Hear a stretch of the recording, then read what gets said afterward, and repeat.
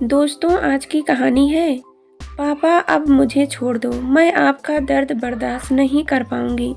कहानी पसंद आए तो वीडियो को लाइक और सब्सक्राइब जरूर करना। शाम के 7 बज चुके थे। संजय किसी भी वक्त ऑफिस से घर आते ही होंगे। मैंने जल्दी से चूल्हे पर चाय चढ़ाई और दरवाजे की घंटी बजने का इंतजार करने लगी। ज्यों ही घंटी की आवाज़ घर में गूंजी, मेरे दोनों नन्हे शैतान श्यामाली और श्रेयस उछलते कूदते अपने कमरे से बाहर आ गए और दरवाजों की कुंडी खोलते ही पापा पापा चिल्लाते हुए संजय की टांगों से लिपट गए। संजय ने मुस्कुराकर अपना ब्रीफ केस मुझे थमा दिया और दोनों बच्चों को बाहों में भरकर भीतर आ गए।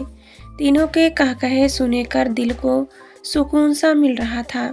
संजय को चाय देकर मैं भी वहीं उन तीनों के पास बैठ गई। दोनों बच्चे बड़े प्यार से अपने पापा को दिन भर की शरारतें और गुस्से सुना रहे थे। संजय भी बड़े गर्व से चाय पीते हुए उन दोनों की बातें सुन रहे थे। अपने पापा का पूरा ध्यान खुद पर पाकर बच्चों की खुशी का कोई ठिकाना नहीं था। पापा, मैं और श्रेयस एक बहुत सुंदर ड्राइंग बना रही हैं, उसे पूरा करके आपको दिखाते हैं। कहकर श्यामाली ने अपने भाई का हाथ पकड़ा और दोनों भागकर अपने कमरे में चले गए।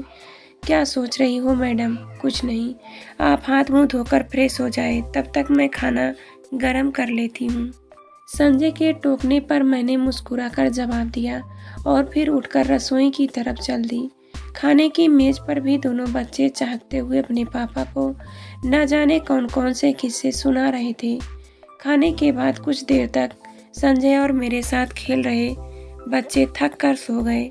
सारा काम निपटाकर कपड़े बदलने के बाद जब मैं कमरे में पहुंची तो संजय पहले से ही पलंग पर लेटे हुए एकटक छत को निहार रहे थे।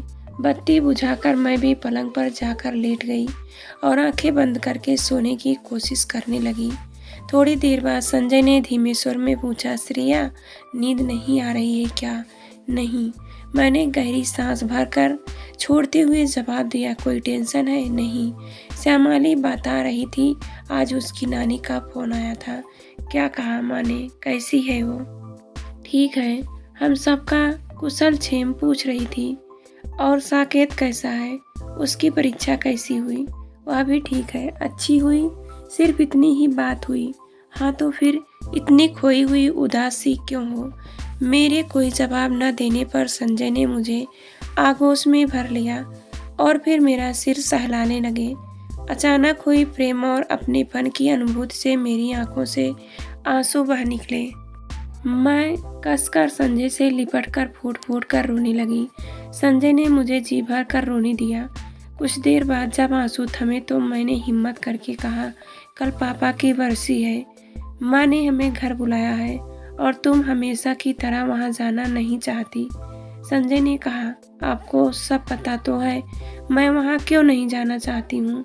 माँ भी सब जानती है, फिर भी हर साल मुझसे घर आने की जिद करती है। मैंने भर्राई आवाज में कहा, श्रेया, तुम जानती हो ना, माँ बस पूरे परिवार को एक साथ खुश देखना चाहती है, इसलिए हर बार तुम्हारा जवाब जानते हुए भी तुम्हें पापा की बरसी पर घर आने के लिए कहती है। मैं जानती हूँ, मैं माँ को दुख नहीं पहुँचाना चाहती हूँ। उन्हें दुखी देखकर मुझे भी बहुत दुख होता है। अब आप ही बताइए कि मैं क्या करूँ? मैंने निराश स्वर में पूछा। अपने पापा को माफ़ कर दो, इससे पहले कि मैं विरोध कर पाती संजय फिर बोल पड़े। देखो श्रेया, मैं तुम्हारी हर तकलीफ समझता हूँ और तुम्हारे हर फैसले का सम्मान भी करता हूँ, पर इस तरह दिल में गुस्सा और दर्द दबा कर रखने में किसी का भला नहीं है। तुम अनजाने में ही अपने साथ अपनी माँ को भी तकलीफ दे रही हो। अपने अंदर से सारा गुस्सा, सारा गुब्बार निकाल दो और अपने पापा को माफ़ कर दो। मुझे समझाकर कुछ देर बाद संजय तो सो गए, पर मेरी आंखों में नींद का नामो निशान तक नहीं था। बीते कल की यादें खुली किताबों के पन्नों की तरह मेरी आंखों के सामने खुलती चली जा रही थी। छोटा सा परिवार था हमारा, पापा, मम्मी, मैं और संकेत। पापा का अच्छा खासा कारोबार था। घर में किसी सुख सुविधा की कोई कमी नहीं थी। बाहर से देखने पर सब कुछ ठीक ही लगता था, पर मेरी माँ की आंखों में हमेशा एक उदासी, एक डर नजर आता था। शुरू में मैं माँ के आंसुओं की वजह नहीं समझ पाती थी, पर जैसे जैसे बड़ी होती गई वजह भी समझ दल आती गई। वजह थे मेरे पापा, जो अक्सर छोटी छोटी बातों पर या फिर बिना किसी बात के माँ पर हाथ उठाते थे।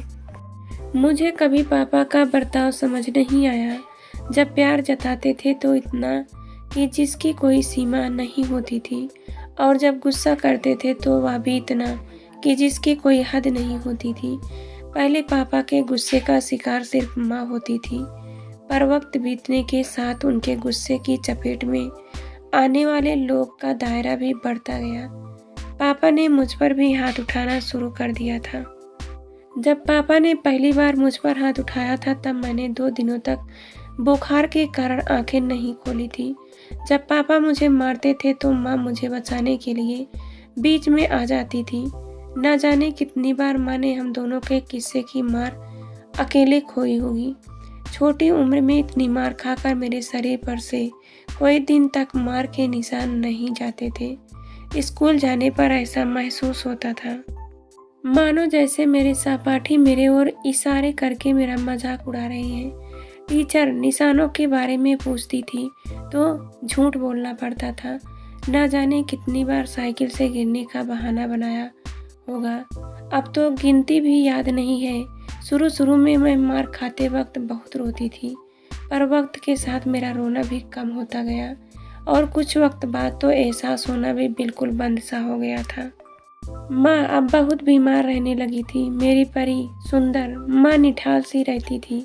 डॉक्टरों को भले ही माँ की बीमारी की वजह पता न चल पाई हो, पर मैं जानती हूँ मेरी माँ को एक ही बीमारी थी, मेरे पापा। मैं 8 वर्ष की थी जब साकेत का जन्म हुआ था। कितनी प्यारी मुस्कान थी मेरे छोटे भाई की। दुनिया की भलाई बुराई, झूठ फरेब, संघर्षों और तकलीफों से अनजान मासूम हंसी थी उसकी। पापा ने साकेत के जन्म का जश्न मनाने में पूरे शहर को दावत दे डाली थी। मुझे लगा कि अब शायद पापा बदल जाएंगे, हम पर हाथ उठाना और गाली गलौज करना छोड़ देंगे, मगर मैं गलत थी। इंसान की फितरत बदलना नामुमकिन है। पापा के वहशीपन से मेरा भाई भी नहीं बच पाया। मुझे उसके चेहरे पर भोलेपन की जगह खौफ नजर आता था। जब पापा हमें मार चुके होते थे तब मैं ध्यान से उनका चेहरा देखती थी। हमें गालियां देने, मारने, कोसने के बाद पापा के चेहरे पर संतोष के भाव होते थे, गुलानी नहीं।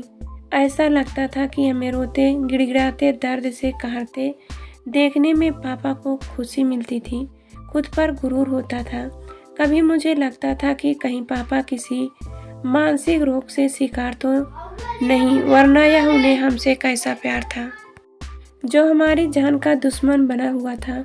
मैं कई बार माँ से पूछती थी कि क्या हम पापा से कहीं दूर नहीं जा सकते हैं। इस पर माँ रोते हुए इसे हमारी मजबूरी बता देती थी। पापा के परिवार वालों ने उन्हें कभी हमें प्रताड़ित करने से नहीं रोका, बल्कि वे तो पापा से सही बताकर उनका साथ देते थे। पापा कभी अपने परिवार वालों की मानसिकता को समझ ही नहीं पाए। उनके लिए पापा बैंक का वह अकाउंट थे जिससे वह जब चाहे जितने चाहे रुपए निकाल सकते थे, पर अकाउंट कभी खाली नहीं होगा। पापा के भाई और उनके परिवार को मुफ्तखोरी की आदत लग गई थी। पापा को खुश करने के लिए वे लोग हम पर झूठ इल्ज़ाम लगाने से भी बाज नहीं आते थे। मम्मी के परिवार वालों भी कम न थे। वे लोग शुरू से जानते थे कि पापा हमारे साथ क्या करते हैं, पर उन्होंने कभी माँ का साथ नहीं दिया। वजह मैं जानती थी। मेरे मामा के शौकीन मिजाज के कारण डूबते कारोबार में पापा ही रुपया लगाते थे। पापा की ही तरह उनका पैसा भी हमारा दुश्मन बन गया था। अब मैंने किसी से कुछ भी कहना सुनना छोड़ दिया था। पापा के लिए मेरे दिल में गुस्सा और नफरत लावा की तरह बढ़ते जा रहे थे, जो अक्सर फूट कर बाहर आ जाते थे। मैं अब कामना करती थी कि हमें इस नर्क से मुक्त मिल जाए। कुछ सालों तक सब ऐसा ही चलने के बाद अब पापा को शायद उनके कर्मों की सज़ा मिलनी शुरू हो गई थी। उनके भाई ने उनका सारा कारोबार डुबो दिया। सभी ने पापा का साथ छोड़ दिया था। ऐसे में माँ ने अपने सारे गहने और जमा पूंजी पापा को दे दिए और दिन रात कोल्हू के बैल की तरह जुट कर काम किया। इस बीच मारपीट बिल्कुल बंद सी ही थी। धीरे धीरे पापा का काम चल निकला। यह मन बड़ा पूंजी चोर होता है, बार बार टूटने पर भी उम्मीद नहीं छोड़ना चाहता है। मेरे मन में पापा के बदल जाने की उम्मीद थी, जो पापा ने हमेशा की तरह बड़ी बेदर्दी से रौंद डाली थी। पापा ने फिर से वही रूख अपना लिया था। उन्होंने शायद सांप और बिच्छू की कहानी सुनी ही नहीं थी, इसलिए फिर से अपने धोखेबाज भाई पर भरोसा कर बैठे। बिच्छू ने आदत अनुसार पापा को दोबारा डस लिया और इस बार पापा धोखा बर्दाश्त नहीं कर पाए। जब मम्मी एक दिन मुझे और साकेत को स्कूल लेकर घर लौटी तो हमने देखा कि पापा ने आत्महत्या कर ली है। मम्मी बेहोश होकर गिर गई।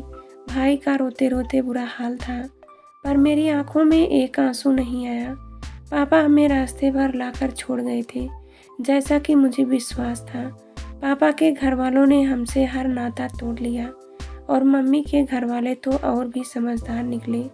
उन्हें यह डर सता गया कि कहीं हम उनसे वही रुपए न मांग ले जो पापा ने समय समय पर उन्हें दिए थे। मेरे मुंह से यह सुनते ही माँ की आंखें भर आई और उन्होंने आगे बढ़कर मुझे अपने गले से लगा लिया। आज बरसों बाद हम माँ बेटी लिपट कर फूट फूट कर रो रही थी और हमारे आंसुओं से सारी पुरानी यादों की कालिक धुलती जा रही थी।